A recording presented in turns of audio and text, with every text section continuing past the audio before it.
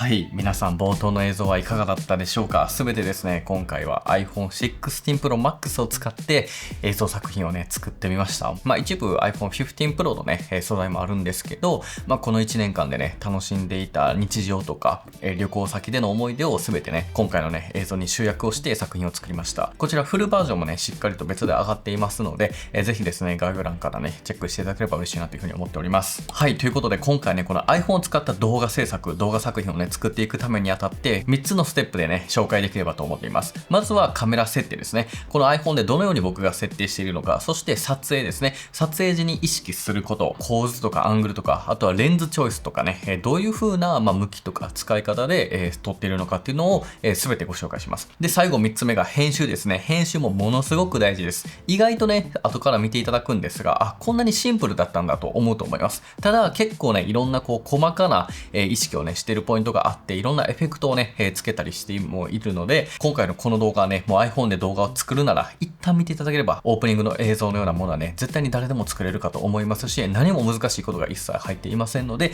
ぜひですね、この動画をね、後から何度でも見返せるようにね、グッドボタンとかいいねで保存していただければなというふうに思います。ということでね、早速やっていきたいなというふうに思うんですけれども、まずはそしたら設定からね、見ていきましょう。今回ですね、僕が使ったアプリが、ブラックマジックカメラというアプリです。これは iPhone 純正カメラではなくて、もう専用のね、カメラアプリになります。これはね、無料で使うことができるんで、誰でもね、使っていただけますし、iPhone、Android 用両方ともあります。で、このカメラをね、使うことをお勧めしたい理由としては、設定をね、プロフェッショナルにできること、そしてファイルサイズをね、小さくできるというね、ポイントが挙げられます。ひとまずね、実際見ていきましょう。まずはレンズですね。iPhone 15 Pro を除く15 Pro Max、16 Pro、16 Pro Max では、このようなレンズを使うことができて、望遠が 120mm ですね。はい。5倍望遠になりますので、かなりね、望遠側のレンズになりますと。こんな感じでね、めちゃくちゃ遠くのね、部分まで撮ることがね、できるようになります。で、他にも 13mm であれば超広角ですし、24mm が標準的。で、それの1個倍、2倍の 48mm というね、画角もありますので、この4つをね、使い分けるという風になります。で、見方としてはこのミリ数というのが小さければ小さいほど広角側で、遠ければ遠いほど望遠側になりますと。で、この 24mm って結構ね、標準的で使いやすいんですが、僕がね、結構お勧めしたいのが 48mm ですね。今回のね、作品 48mm 結構使っていまして、画質劣化がね、全くないわけではないんですが、かなりですね、綺麗に撮影することができます。で、続いてフレームレートですね。FPS と呼ばれるものになるんですが、これ何かというと、フレームパーセカンドの略になります。これが FPS。要は動画というのは1秒間に複数枚の画像でね、作られています。僕がこうやって動いているのも1秒間に何枚もの画像、写真がこう連なって、それが連続的に切り替わることによって動画として見えてるわけですね。で、このフレームレートというのはこの1秒間に何枚表示をするかというようなね、基準値になります。24だったら1秒間に24枚、60だったら1秒間に60枚という風になります。で、これがね、違うとどうなるかというところなんですが、単純に考えると1秒間に30枚のものと1秒間に60枚のフレームレートがあった時に、1秒間に60で撮っておけば30、30に分けれますよね。イコールこれ編集で60フレームで撮った動画1秒というものは30、30の合計2秒の動画にすることができるんです。なので、ここのフレームレートというのが高ければ高いほど、枚数が多くなるので、後からね、それを散りばめて、スローにできるという、そういったようなイメージになります。で、さらにですね、映像の企画というか、よく使われるものとしてでは、24フレームというのがシネマ、映画のようなね、世界では使われることが多いです。で、30枚、30fps というのはテレビとかコマーシャルとかね、一般的な YouTube とかね、そういったもので30フレームというのが使われるので、動画、映像みたいな通常の従来のものはこれが一番使われることが多いです。で、60とかになってくるとスローモーションとか、テレビのスポーツ中継とかね、ライブとか、そういった時って結構ヌルヌルにしておいて、スローにしたりとか、再生ができるようにしたりとか、そういったことで使われたりするので、本当にね、用途によって分けられるといったところになってきます。で、現状ね、iPhone 16 Pro シリーズに関してはこの FPS が120までいけるんですね。ただ1個注意点があって、120フレームというのは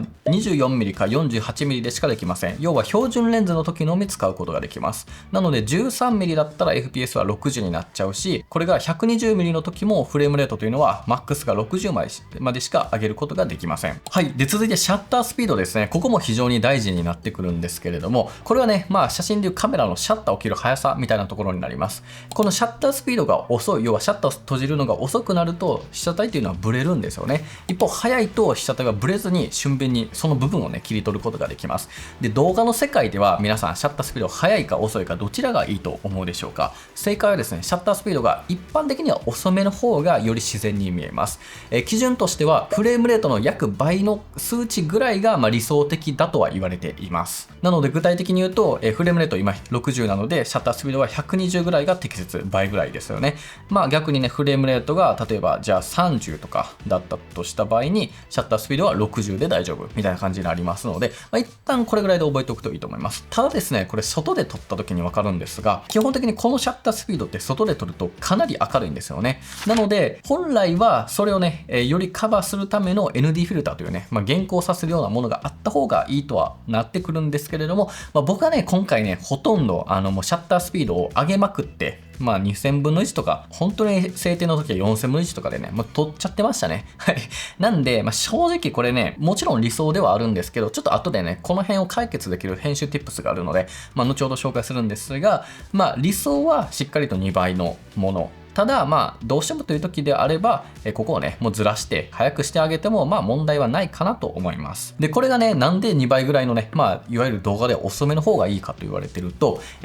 肉眼というものがそもそもね被写体っていうのがブレて見えるんですよね。今この動画もですね、シャッタースピードが50分の1で撮っていますので結構ブレが生じてますよね。この手がブレてますよね。これが肉眼と結構近いと、逆にシャッタースピードが速くてこの手がね全て止めたシーンでね全部合ってしまうとちょっと不自然になってしまうと、肉眼で見るような表現とはちょっと違ってくるというところで、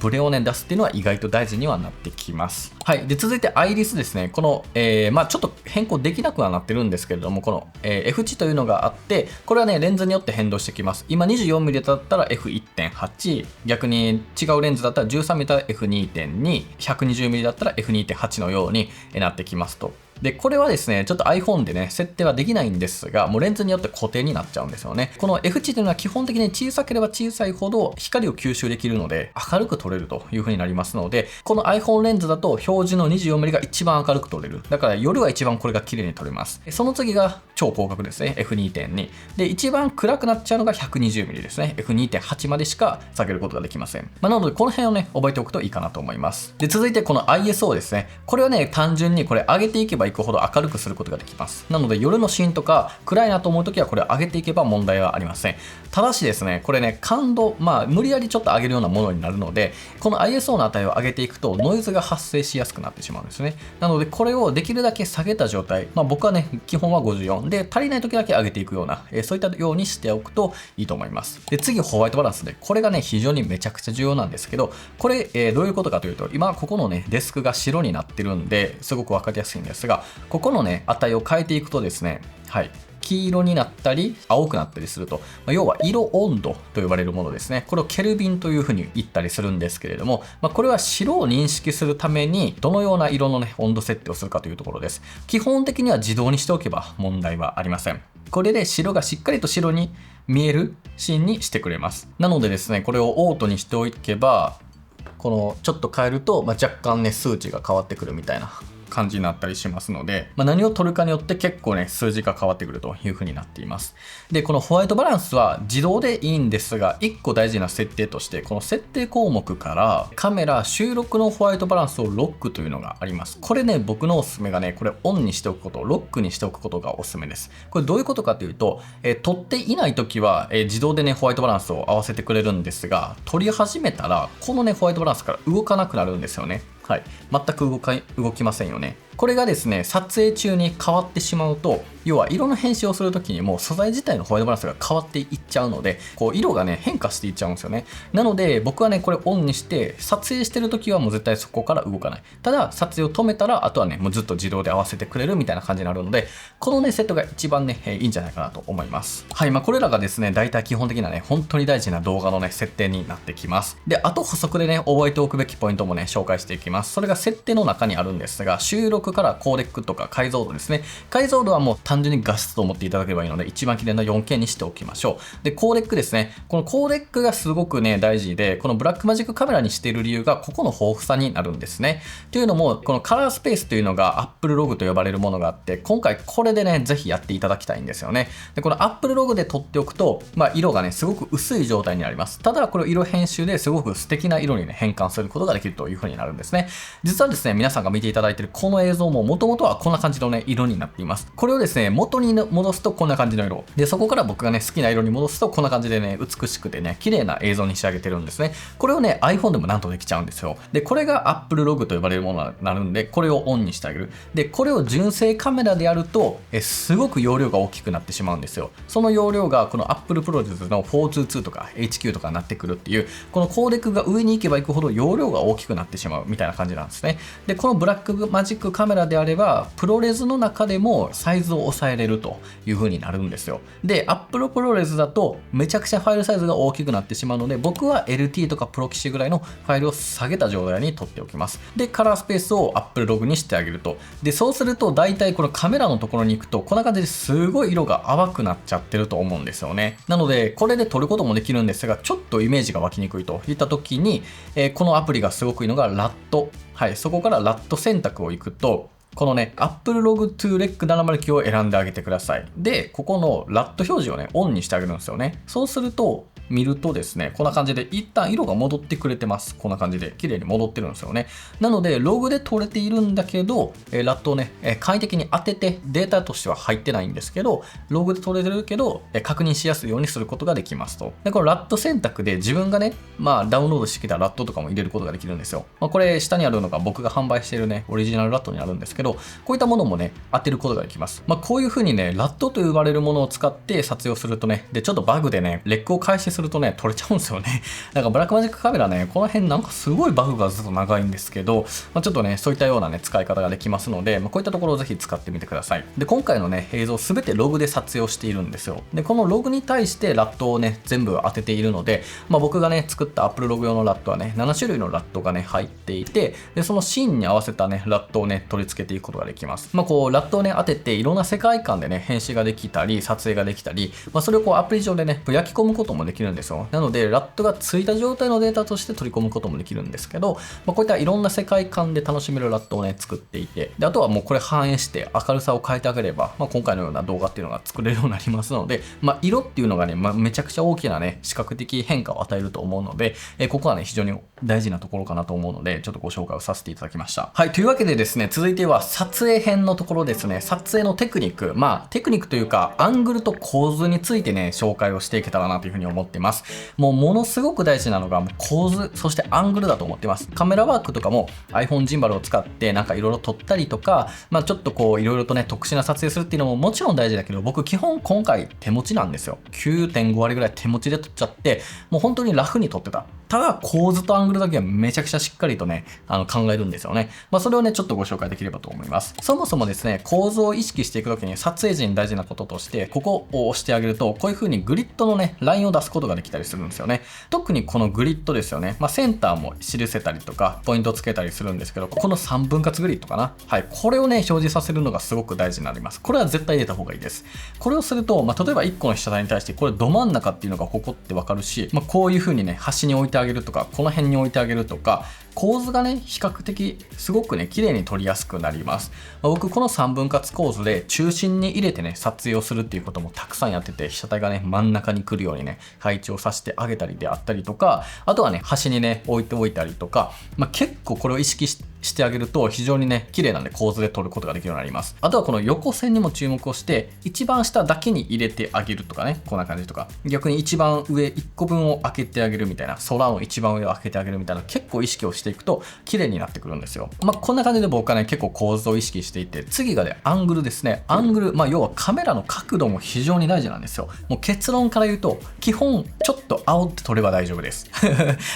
全てではないんですけど、いい感じに見やすいなと思うのが、カメラをですね、こうでもなく、こうでもなく、こうなんですよ。ちょっと下からこう撮ってあげるっていうのが僕は一番おすすめです。モデルさんを撮るとか、建造物を撮るとか、もういろんな、滝を撮るとか何でもいいんですけど、ちょっと下からこう撮ってあげてください。一番やってはいけないのは自分の目の高さで撮る。これがね、良くないです。本当に良くない。大体ね、つまらない絵になっちゃいます。なので、ちょっと腰を下げて、これぐらい低くしてあげて撮ってみてください。そうするとね、背景がすごいダイナミックに映るんですよね。で、これがね、生きる時が特に、テーマパークとか人が多い観光地とかで、なんかこう人がね入っちゃうようなシーンって、こうやって下から撮ってこう上だけ見せてあげれば、この他の人を消したりできるんですよ。消すっていうか見えないようにしたりできるんですよね。要はこの足元の不要なものを排除して、基本上の部分、基本なんか散らかってんのって下にあるじゃないですか。上って大体必要なものしか置いてないんですよね。この世界では。なので、ちょっと上からにしてあげて、背景と被写体とだけにしてあげて、無駄な情報をね、取ってあげるっていうようなところでも、これは役立ってきます。これを意識するだけでもだいぶと変わってくるんじゃないかなと思いますので、もう本当にね、自分のね、この目線でこうやって撮るっていうのはもう本当にやめましょ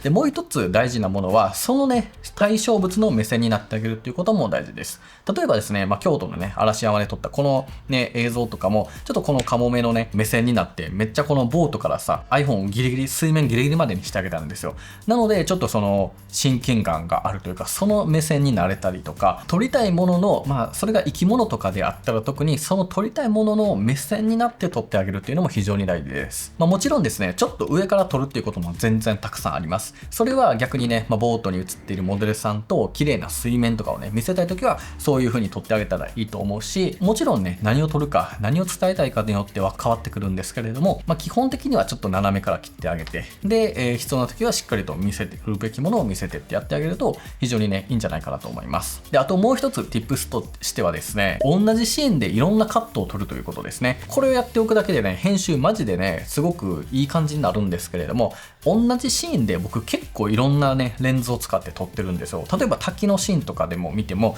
超広角の 13mm で引きで撮っている。で、48mm で僕と滝のちょっとミドルを撮っているとか、で、120mm で滝だけを撮っているとか、こういう風にめちゃくちゃシーンによって使い分けるんですよね。そうすると、それらを組み合わせることで非常にね、いい感じの映像に仕上がったりします。はい、ということでね、ここまでいかがでしょうか。カメラ設定と、あとは撮影時に気をつけておくべきことをご紹介させていただきました。では最後ですね、編集のところですね。今回僕すべて DaVinci Resolve というね、編集ソフトを使って編集してるんですけど、結構簡単な編集ばっかなんですよ。本当は繋げてるだけで結構工夫があるので、ちょっと編集のね、Tips とかどういう風にしていけばいいのかっていうのをね、ご紹介できればなと思います。実際の編集画面はこんな感じですね。めちゃくちゃシンプルですよね。もう一列に並んでいて、で、あと SE 入れていてみたいな感じで、全然特に難しいことはね、何もしていません。本当にこんな感じでシンプルな構造になっております。で、音楽に関してなんですが、今回これはミュージックベッドのものを使いました。音楽、どのサイトでもいいんですけど、おすすめはアートリスト、エピデミックサウンド、ミュージックベッドのどれかですね。YouTube とか SNS に発信するのはこの中から使ったらいいと思います。ではね、実際の編集 Tips に行きたいんですが、今回僕めちゃくちゃ使ってるっていうか、普段からよく使うのが DaVinci Resolve のダイナミックズームですね。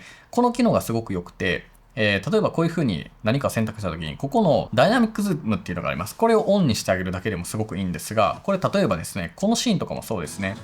はい。わかります？ちょっとカメラが引いてるんですよ。これ実際に引いてるんではなくて、これ元はね、こんな感じの映像なんですね。これをね、ダイナミックズームを使ってオンにしてあげると、カメラが引いてくれるんですよ。要はズームを自動的にしてくれるんですよね。で、これ反転にすると、今引いてるのが攻めになります。寄りになります。はい。これ一発でこんだけ変えれるんですよね。はい。めちゃくちゃ良くないですか？で、さらにこのダイナミックズームのその強さも決めれるんですけど、ここからダイナミックズームをこういう風に、要は実りが元のところで最後どこまで行くかみたいな感じになるんで、ちょっとこの枠をね、広げたりとか、あるいはあんまりしたくないなっていう時は、こんぐらいにしてあげると、ちょっとだけのズームで済むみたいな感じになりますので、結構これはね、必要な時でね、使い分けていけばいいかなと思います。これマジで便利です。で、あとはですね、効果音をね、しっかりと入れてあげてほしいなというところですね。この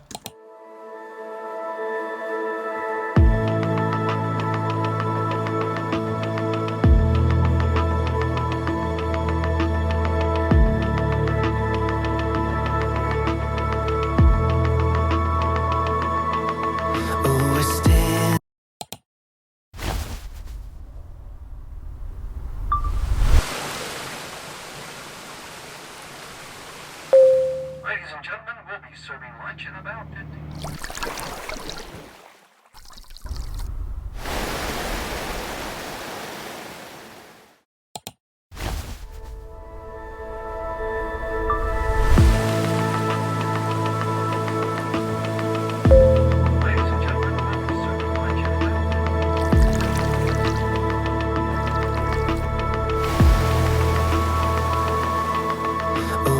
こういう効果音というのがかなり生きてきますので、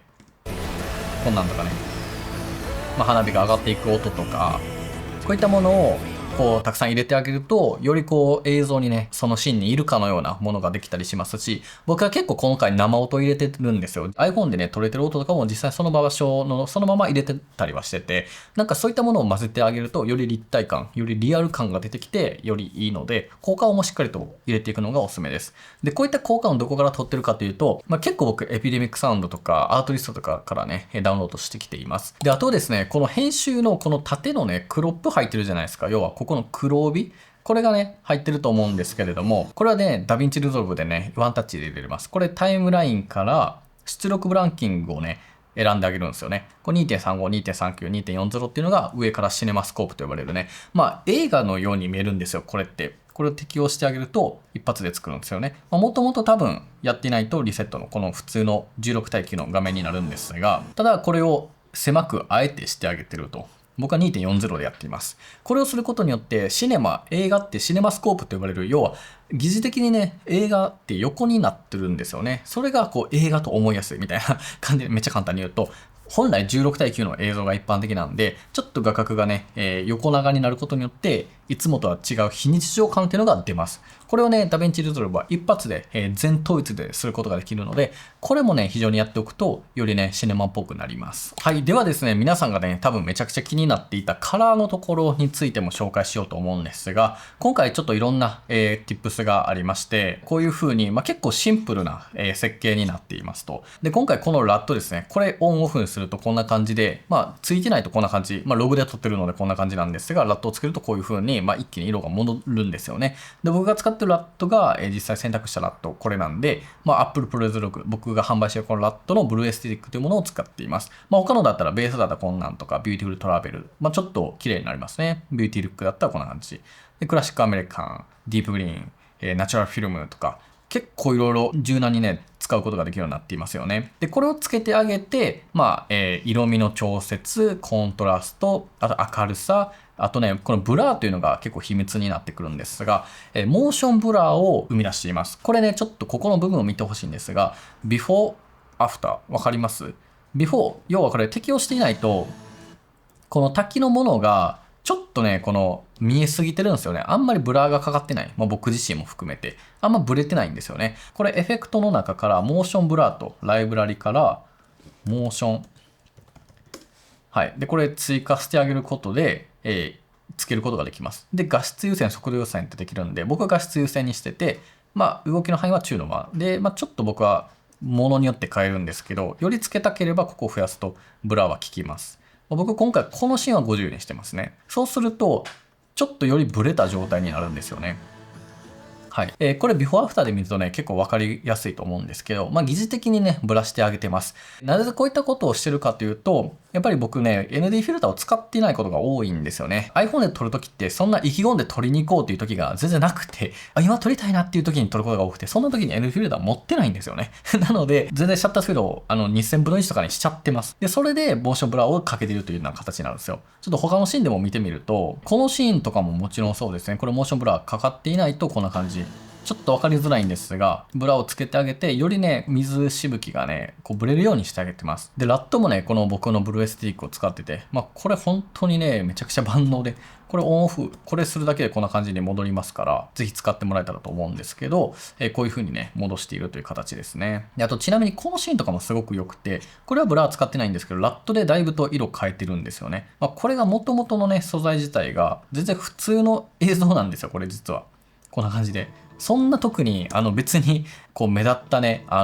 ーンっていうわけではなかったんですが、まあ、こんな感じで僕のね、ロマンスラットと、まあ、サチュレーションルックとかつけて、こういう風にね、綺麗に仕上げた。まあ、ちょっとこの辺で色かなりね、濃くはしてるんですけど、まあ、こういう風にね、違ってくる。まあ、なのであくまでベースとして結構いろんなね、表現ができるようになっています。で、あと今回のね、カラーグレーディングで結構うまくいけたなと思ってるのが、この辺ですね。このメリーゴーランドのシーンが結構いい感じになったなと思ってます。ビフォーアフターこんな感じで、ラットがついてこういう風になっていて、まあ、あとサチュレーションコントラストとか、まあ、一般的なね、色っていうのはこの辺で作ってるんですけど、ここのノイズリダクションというものをかけてます。やっぱ夜のシーン結構暗いんで iPhone ノイズ乗りやすいんですけど、これをね、モーションエフェクトのここをね、オンにしてあげると、このノイズをね、消すことができるんですよ。まあ、僕10いかないぐらいにいつもしてるんですけど、これがね、結構違いが出てきます。まあ、ちょっと他の分かりやすいグループで言うと、例えばこのテスラ最近買ったんですけど、このシーンとか分かりやすいかな。これのね、ノイズのビフォーアフター見ると、これがビフォー。これがノイズ普通の状態で、アフター。分かる？ちょっとノイズ消えてるんですよね。これがビフォーですね。で、アフター。結構ノイズ取れるんですよ。しかも綺麗に。なので、このノイズリダクションはかなりおすすめなんですね。ちなみにノイズリダクションは有料版のダヴィンチリゾルブでしか使えません。で、グローですね。このグローもめっちゃいいと思ってて、これね、光を幻想的にふわっとさせるね、エフェクトなんですよ。これ無料で使えます。初期状態にしてみます。はい。これ今なんもない。で、はい、これを当てると。そうするとすごいふわっとするんですよね。で、この拡散、要は光のこのふわっとするのがどこぐらい拡散させるか。で、この明るさがどんぐらい強くするかみたいな。ビフォーアフター。全然違いますよね。まあ、こういうようなグロー処理っていうのが、非常にね、こういう夜のシーンではめちゃくちゃ効いてきます。グローはね、ちょっと明るさがバチッと上がってしまうので、ちょっと明るくなりすぎるんですよね。なので僕は若干ね、ハイライト、明るいところをちょっと取り戻してあげるみたいな感じを処理はね、していたりするんですが、こういう扱いをするとね、めちゃくちゃいいですよね。で、さらにですね、もう一個、一番ね、大事なものとして僕使っていたものが、もう一個 Tips がありまして、これですね、タイムラインノードと呼ばれるもの。要は、こっちはクリップ一個一個にね、対してかけていくノードで、右のこれがタイムラインノードと呼ばれる全体にかけているものになるんですよね。で、これで1個オンにしていたものがあって、これがですね、ハレーションと呼ばれるものですね。これハレーションがね、今オンになってるんで、ビフォー、アフター。わかります？この辺がちょっと赤く光るんですよね。で、これをね、タイムラインノードにすると、もう全部につくんですよね。もうこの映像すべてについてくれます。この風船のこの辺とか赤く光ったり、光のエッジの部分がより際立つんですよね。メリーゴーランドのシーンも全然ほとんどハレーションのね、影響も大きかったりするんですよね。最近のね、映画とか映像作品って結構綺麗に撮りすぎてて、逆にリアルさがなくてちょっと汚していくみたいな手法もよく使われてるんですよ。それがフィルムグレインっていうザラザラに刺したり、あとはこういったハレーションをつけてあげたり、なんかよりちょっと古いレンズで撮ったかのような演出にできるんですけど、ちょっとあえて汚すっていうね、ことが、映像の最近のトレンドでもあって、こういったハレーションを使うと、こういった表現ができるようになりますので、これもね、ぜひ覚えておいていただけるとよりいいんじゃないかなと思います。はい。なんで、このシーンとかでも、ビフォー、アフター、ビフォー、アフター。全然違いますよね。はい。こういう風にね、結構聞いてきますので、いろんな tips がね、混ざってて、でも全然単純なことばっかりで、そんな難しいことはしてないと思うんですけど、こういったことがね、使えたりしますので、ぜひですね、皆さんもね、よかったらダヴィンチリゾルブでね、やってもらえたらと思います。ちなみにね、ダヴィンチリゾルブについてよくわからない方はね、ダヴィンチリゾルブの使い方をまとめた動画もね、たくさん出ていますので、よかったらね、そちらを見てもらえたらと思います。